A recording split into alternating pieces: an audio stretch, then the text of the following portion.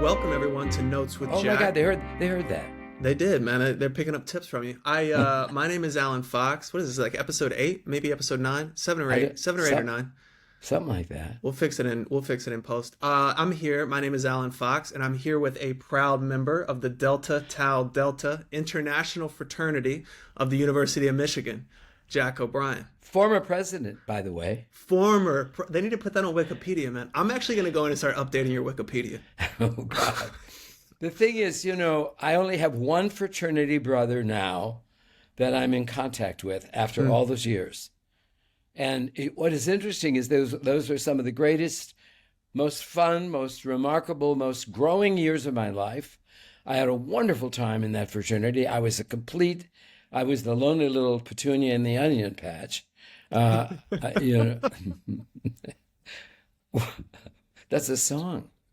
Oh, I just thought it was the best analogy for what I think you're saying that I've ever heard. Sort of true. Sort of true. I was. Right. And they were glamorous guys and smart and studs and everything I wasn't. Yeah.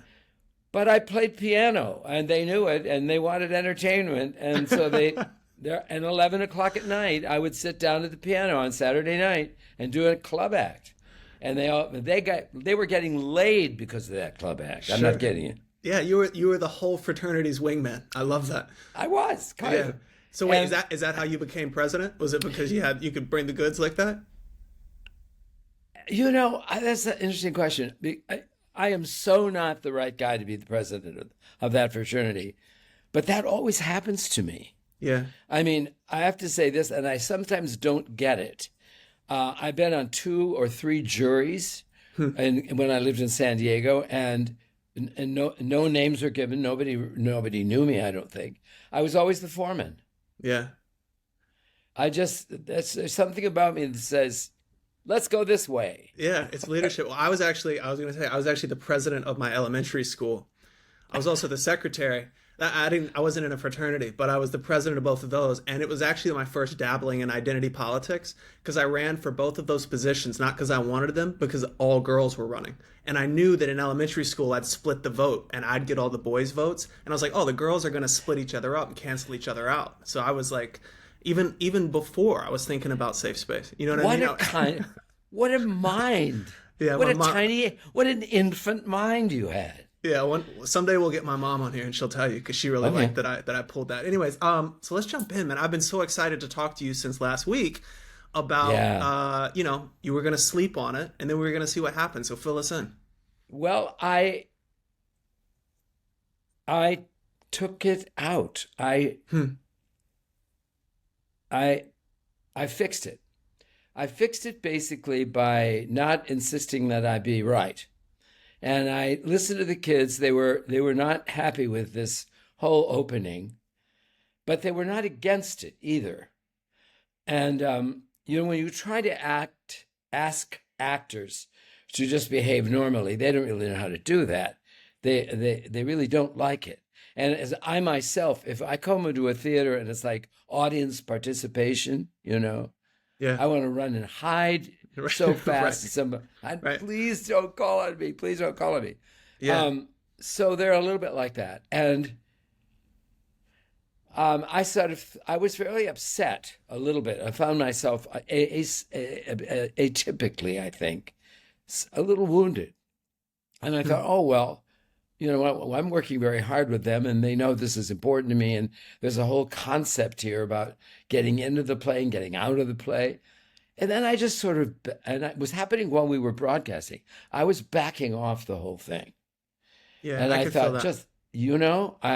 I thought, this is a lesson. This is something's going on here that you have to be very sensitive about and careful about, and shut up. And by discussing it with them, they had some really interesting ideas. They were even more ritualized than mine.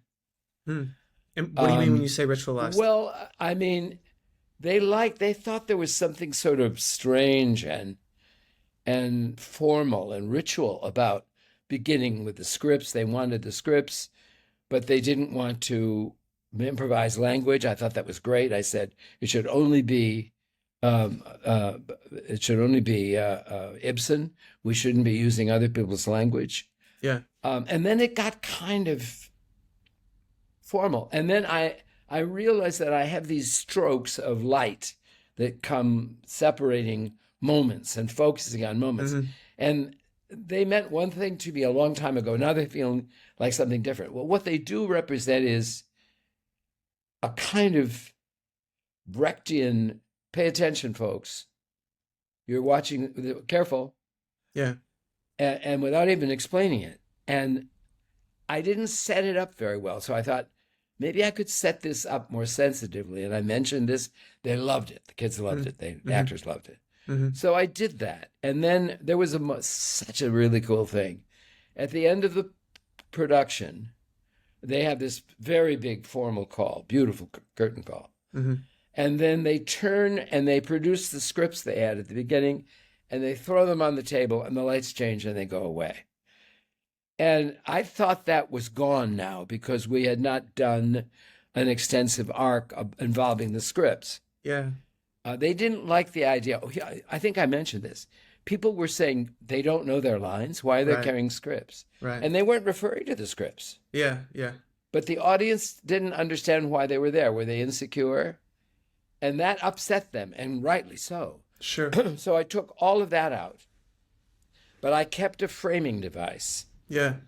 And then I let the last thing go, and they all said, "Oh no, we want to use the scripts at the end." Yeah. And yeah. and it was lovely. It was just Yeah. lovely. Like It kind all, of, I think keeping both those bookends. I mean, you talked about it last week, but it's sort of we're in the portal, then we're out of the portal, and it's a way of kind of acknowledging. You know, like you said, it's sort of a framing device for the play, which still hints at kind of what you were getting at. it doesn't strain too much. It doesn't ask you to come along too far with me, but you do understand that you're watching people doing a play, and then suddenly they're in the play.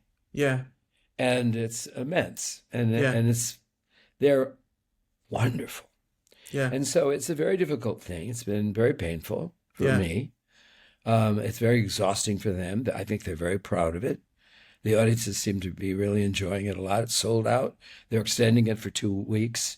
Oh, because- amazing. Yeah, because you can't get near it. Yeah, that's what I was saying. Because I I don't couldn't know even what- get a ticket hardly. I You don't guys know had to what- get me a ticket. Yeah, exactly. Yeah.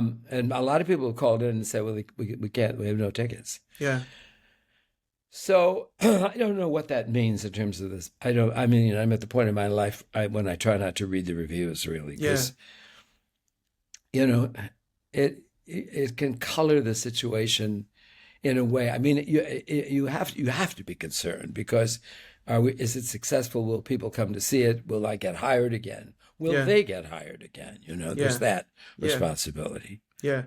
Other than that, there used to be a time, I'm putting my foot so completely in my mouth right now, I can't believe Right. it. But, this is what we decided we were going to do, is just be truthful, right? Yeah. Yeah. There were a period of time in the last 30, 40 years when there have been really interesting critics writing for the theater. Yeah. And let me say right now that for me, there's a difference between a critic and a reviewer. Yeah. A reviewer tells you what happened, who was there, and sort of what the feeling was. A Sure. critic has a standard against which they are measuring that evening. Yeah. Well, I used to always think it was really interesting how, I mean, not to cut you off, but I used to think it was really interesting how novelists back in the mid 20th century would write reviews of their peers, but they would write sort of like, it was like they were engaging with the material, not just reviewing the book. Does that make sense? Like, I always thought that was something that feels like we've lost it a little bit. Yeah. Having sort of people that obviously, it's like I'm thinking about people like Fitzgerald and stuff that would write reviews of peers, but they would seem to engage with it from their own perspective versus just telling you about the book. What happened? And we've replaced that with things like podcasts. You know what I mean? Like there's things maybe. now in culture that we do. But getting back to what you said between a review and a critic, I always really appreciated when I felt like the person was engaging with what they got from it, not just telling me, "Oh, it was good," or "Oh, it wasn't as good," and here's the story beats. You know what I mean? I think that's absolutely true. I mean, there's an art form here. Yeah. I mean, you can go for pure entertainment, and hopefully it is entertainment. Mm. But a play like Ghost is not entertainment. It's a Yeah. challenge. I Yeah. mean, he's putting a huge idea up there that is not necessarily entertaining. It's devastating. And Yeah. so it tests you as you experience it, as you identify with it, as you empathize with it. It tests you in an odd way. And the evening is successful if it engages you and moves you on, teaches you something, Yeah. allows you to experience something that you might never have understood before. Yeah. But that's not just a couple of laughs, at the end of the show. I mean, it's not just light entertainment. Yeah. Our society is so troubled right now and so insular that we do prefer light entertainment. Yeah. And I do it. I love doing it. Yeah. Shucked is nothing but that. It does have a subversive little river running through it, Yeah. but you don't really know that until later. You don't even Well, think this is about it. this is kind of something I wanted to talk to you after last week about, because I wanted to say on the record to the 6 people listening right now that I man, I think you trying things on old standards in the theater is the only way the theater stays alive. And I actually wanted to say that, like, it makes me think. I always say the Teddy Roosevelt quote about, like, the man in the arena should be the one applauded. It's like, you tried it, you then came back, you worked with your actors, you got it to something there. I guess what I want to, you told me, like, Andre's feedback about possibly, should we just do it straight, right? And I actually think it's that mentality which has caused such a sort of struggle to keep engaging with. Like, I think things have to evolve. And if you're not always challenging things and trying to do new things, I actually think that hurts the art form in any art form, right? It's like, it's almost like making Marvel movies over and over and over. Like, Well, I think I don't want to disparage Andre at this no, point. of course, And I don't think you do either. But what I'm No. saying is that his point is we don't see these pieces. right, I mean, nobody's doing this. And I don't know how long it's been. I mean, the last production of Ghost that we know about was out at BAM, was Richard Ayer's production that he did with that lovely English actress whose name escapes me. It doesn't matter. It was not one. She isn't dead, so that's okay. But I saw it. It was perfectly fine. yeah, I don't remember much about it, which is insignificant, I suppose, is significant. But I'm saying, when you don't see a great piece, right, when you don't regularly have a chance to see Shakespeare, or when you can't remember if you ever saw Hamlet, that's a sad situation. So people like Andre who say, maybe you should just do the play, do it beautifully, do it with respect and honor, and let them at least experience it. You don't have to have an angle. But for me, and I don't always have an angle. I don't. right, of course. I think being faithful to the writer is really what I'm always hoping I'm doing. Yeah, But I think in a case like a difficult piece like this, you sort of want to catch the audience unaware and let them be part of the experiment. yeah. And I mean, what I always liked about it, Jack, was the fact that and again, this is how art is, right? You project what you think onto it, whether or not this is what you intended. But what I always really liked about it was you're kind of calling out the fact that this is a play from this time period. Yeah. And that's what I mean when I say, like, when we talk about, like, oh, people don't want to see plays like this anymore. It's because there's a barrier of entry that it's almost like, I think that our level, and I don't know if it's part cynicism or it's part but we have so many layers of reality now with who you are and who you are publicly and who you are on the internet. Like, there's something sort of pseudo meta about what you were doing, which I really liked, because it kind of shoots the elephant in the room by saying, hey, this is a play from 150 years ago. But now that we all know it's a play, we can drop the facade of saying this doesn't sound as much like today, and we can act like we're really here with it. And that's what I really liked about it. And that's what I wanted to applaud, because I think, if I'm on a field trip at my elementary school and we show up, right? And I get in there and immediately we're into stuffy 1880s, here's what we're doing. It doesn't matter if it's the greatest thing ever. Like, I used to feel this way about Shakespeare, right? And I'm saying this as a guy that literally wants to do a podcast with you about the theater and stuff, right? It's like, I'm not the guy that likes the theater. I've seen like one Shakespeare play in my life, and part of the reason I didn't really respond to it, we'll get into that. Is that true? Yeah, well, we got to wait till you're not working on a play, and we'll get into something like that. Yeah, Oh my God. I'm gonna make you perform a solo Shakespeare show by yourself. You just play all the parts. No, but I mean, what I'm saying is, I like the idea of trying to make the theater feel alive in a way that bridges a gap on these old standards as I think about them. So I just wanted to applaud that and say, like, no good, no bad, whether it landed or it didn't land, and now you've evolved and it lands better. It's like, all that aside, I just think that that's a way that the theater continues to stay relevant for people. And I'm just saying that as the guy who did not get the theater. I started out to do a far more conceptual take on this piece than I ended up doing. Yeah. And while I got into it, because the actors were so adroit and so talented and so committed and so interesting, and I lowered their ages by about 7 years to sort of up the sexual quotient, to sort of make it a little hotter. And suddenly we began to listen to this remarkable play that didn't sound like a Victorian play, sounded like it was totally contemporary. Right. And we went that way. Yeah. To not to make it contemporary, but to make it in a kind of neutral situation where you were not sure where you were in history, and then that makes the resonance of the greatness of the play even more accessible somehow.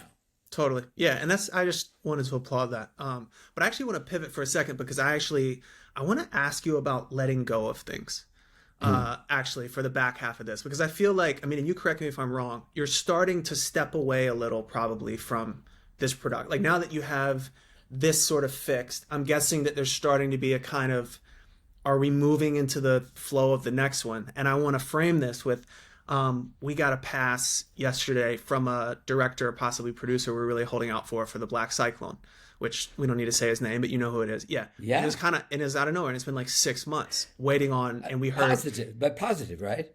No. Not positive. We got a pass. And that was after 6 months of waiting. And literally, oh my God, 4 days ago, I got a call in the middle of the night that was like, hey, he talked to his agent. It looks like he's going to do it. Anyways, yesterday I get the call. He's passing, right? Oh my God. Yeah, well, I mean, look, but what I wanted to talk to you about is, like, man, it destroyed me last night and this morning. And it's one of these things where I think I have to just, like, let this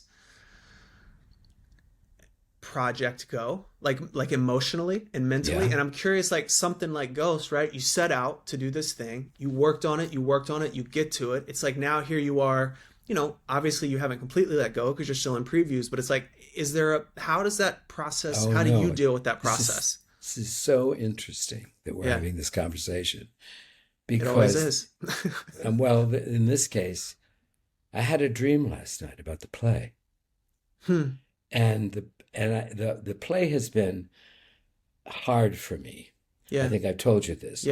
It's been a lonely situation where I feel I'm here by myself with these 5 actors and their subtext and their struggle to be truthful and faithful and revealing. And so I'm making the jumps with them all day, all 5 of them, all through the day. And as a result, sometimes I don't sleep. Sometimes I'm restless because I can't find it. And am I being helpful? And then little by little, it gets better and better. And now it's sort of taking over. And it's what it is. And last night, I had a good night's sleep, but I slept dreaming about the play, that I saw it clearly. And not only did I see it clearly, I saw some things that I hadn't given them. They were given to me in the dream. This could be true. That's possible. And I remember there was a moment where a couple scenes inexplicably, they started with laughter. And I realized I was letting the play go. Oh, wow. Yeah. And I woke up this morning thinking, oh, I think I'm not going to have, I don't know that whether it's good, bad, or indifferent. I'm not saying Right. I Right. did a great job. I'm Right. just simply saying I have finished my obligation, Hmm. and it goes now, and I go on to something else. Yeah. And it's very hard when something like what you just experienced how can it not be personal? I'm dealing with, my show is up in front of an audience. It's being produced. I've delivered it. Yeah. They didn't cut me off before I started. They've Yeah. cut you off before you started.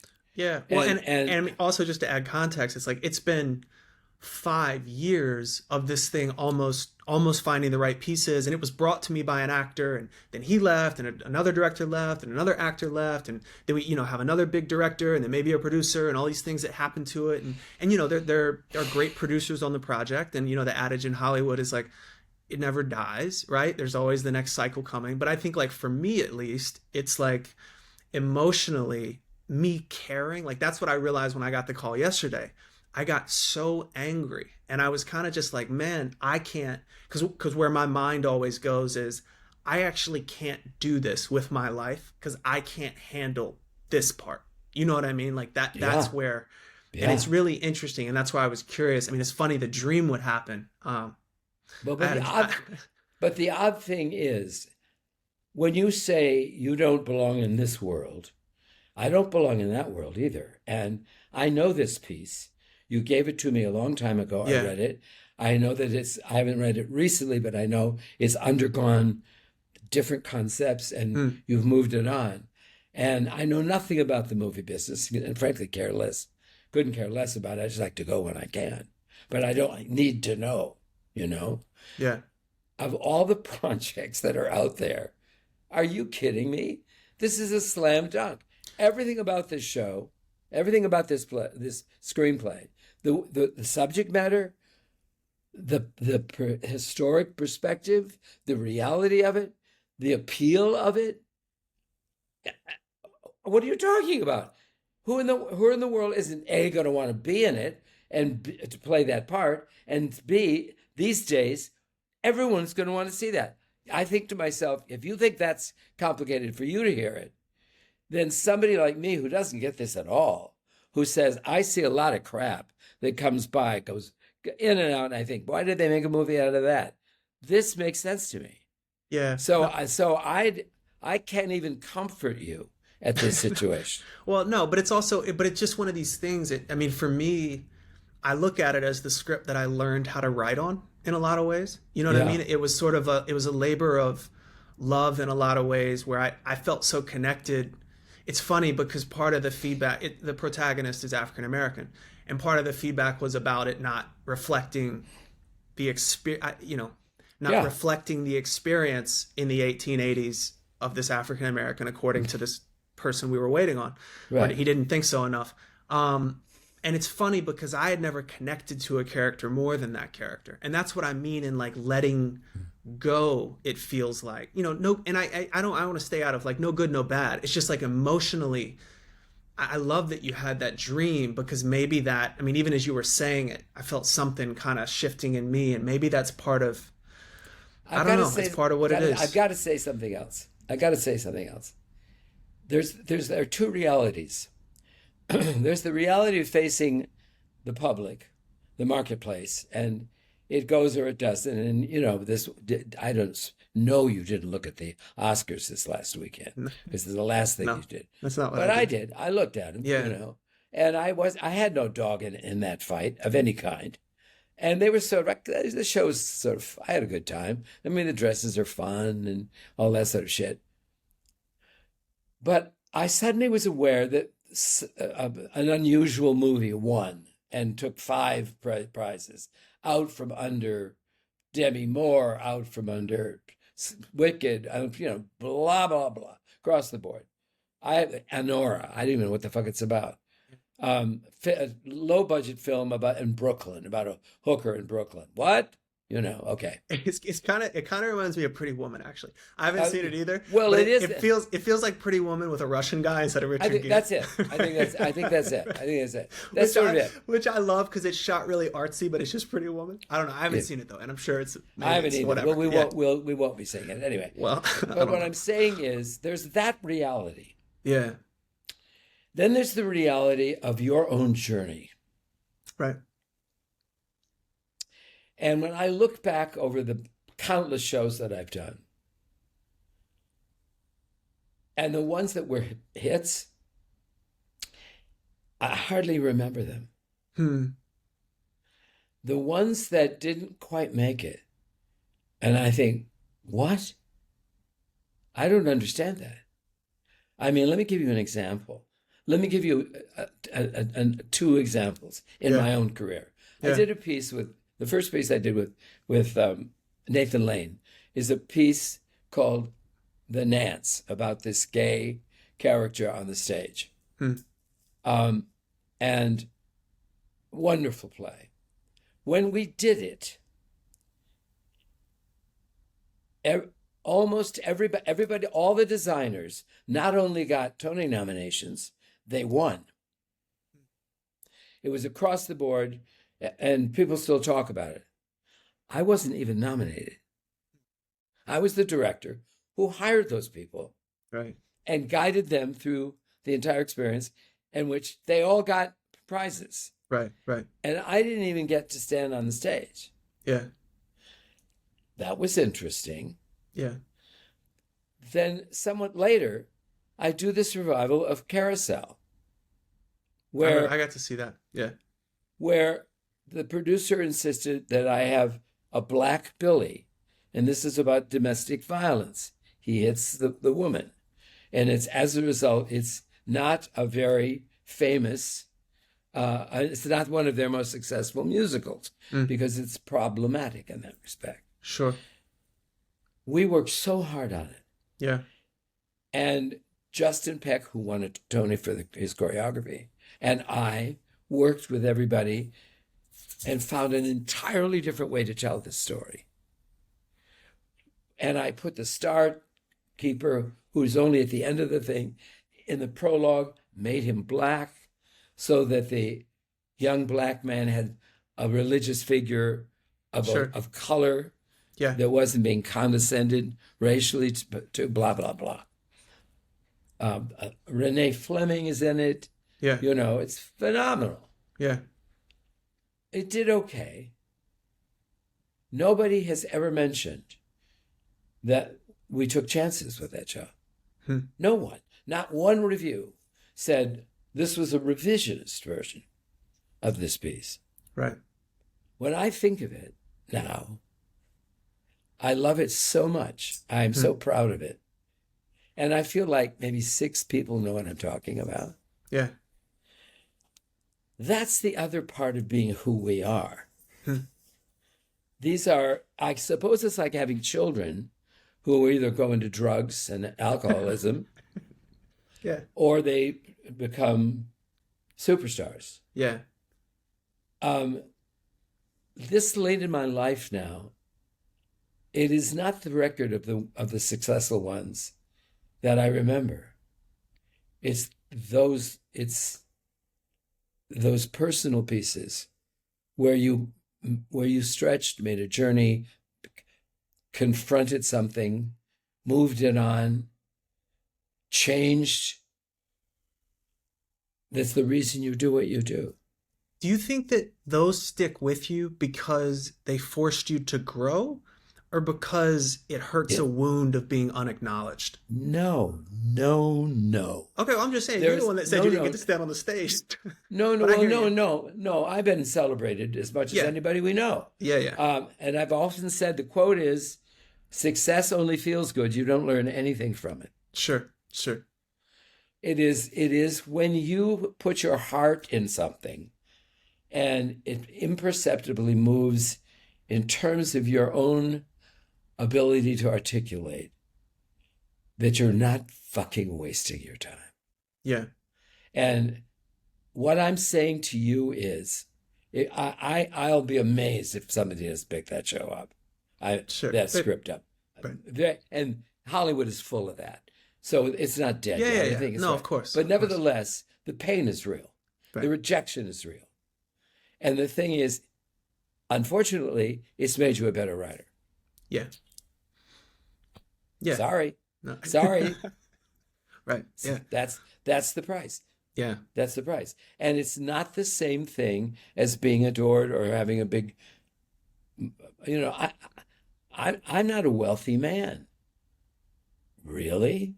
You couldn't prove it by me. I think Right. I am a very wealthy man, but I Yeah. haven't made a killing of money. I'm not sitting on a load of money. I almost not, only Hairspray, maybe, and a couple others made any That's money. what I love to say. Not yet. Well, Stay tuned.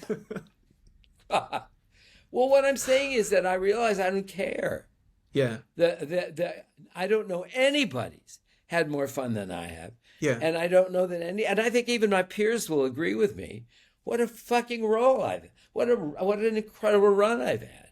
Yeah. Yeah. Totally. And how lucky I've been to do all that and do it well. Yeah. Hold on. If you're gonna flick off the camera, you gotta make sure it's in the camera. You're off. Is it in the camera? Yeah, there it is. All right. So as we wrap up here, I love that. Everything you just said, I love. I'm gonna have to go back and listen to it again. But as we wrap up, so keeping all that in mind, what did you learn with Ghosts? Was there something that you can take away into, because you're going to be going into rehearsals in London with Shucked coming up? It's like, what did you, and maybe you haven't processed it enough or you haven't thought about it, but I'll tell you right away. I'll tell you what I learned. Yeah. I learned I haven't been listening. To who? Even at this point in my life, the noise in my head of what I have to do and produce has been louder than my ability to listen and receive.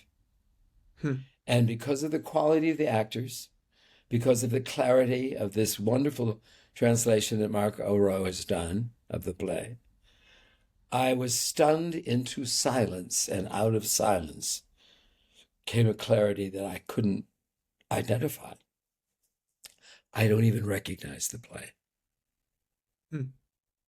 So I have to listen in the time left me. I have to listen that astutely to the life in front of me because I'm still getting in the way. Bars. That was good. Man, mic drop. All right. Well, I love it. Jack, thank you so much. I'm so glad to hear it all work because I literally haven't talked to you. Well, I called you for a second, but I haven't talked to you since last week. I was so excited to hear how it went. Will you see it again before it closes, I wonder? Well, if you extended it 2 weeks, I'll be back in April. So it's going through April, right? I think so. But Jeremiah has the dates. I never know. Yeah, I'm sure it'll work out. Yeah. I'm supposed to. I'd love you to see it again. Yeah, I'm sure I will. I'm sure because that's the other thing is how they grow. Yeah. If they're right, how they grow is amazing. Yeah. Amazing. And this is good stuff. Yeah. You're good stuff. So are you. Love you, Jack. We will Thanks, baby. We'll talk to you next week. I hope so.